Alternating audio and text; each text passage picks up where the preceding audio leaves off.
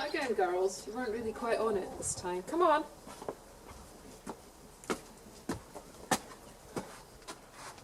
Okay? Action.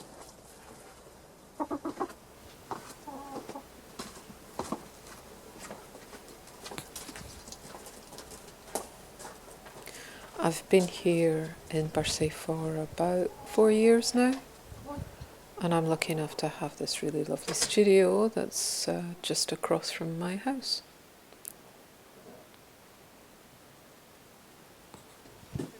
I've been working on a series of drawings and paintings recently which really explore the movements of water.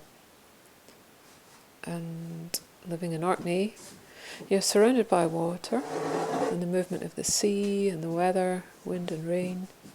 And also where I live, there's a river and a loch right beside me as well.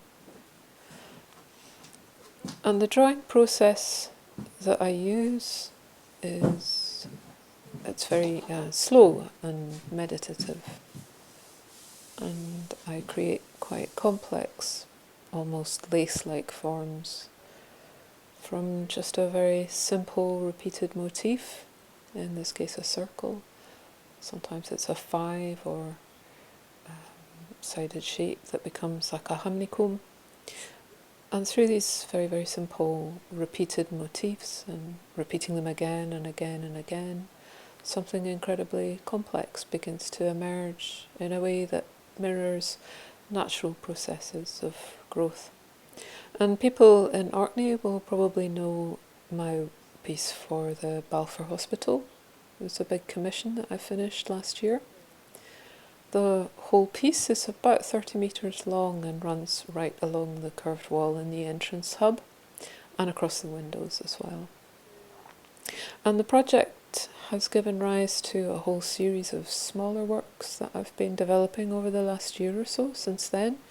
Drawings and paintings that explore similar themes of following the movement of water through the landscape and around the landscape in Orkney, where of course the sea is a constant presence.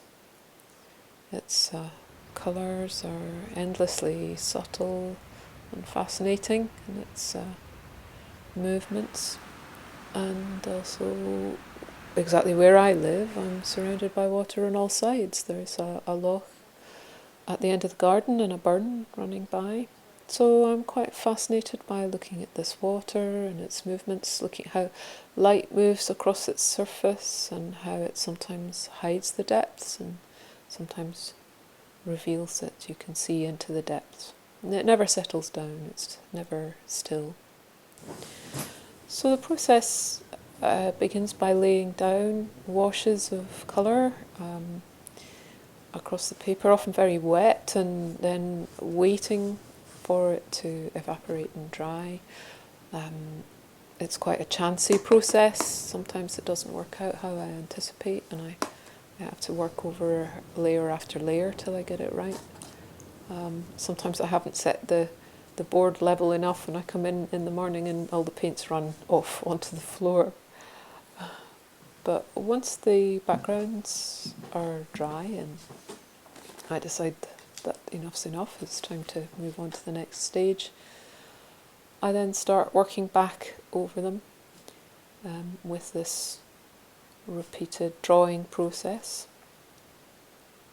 And that depends on the drawing. Sometimes I keep going until almost the whole surface is covered, and sometimes it's a more open kind of formation.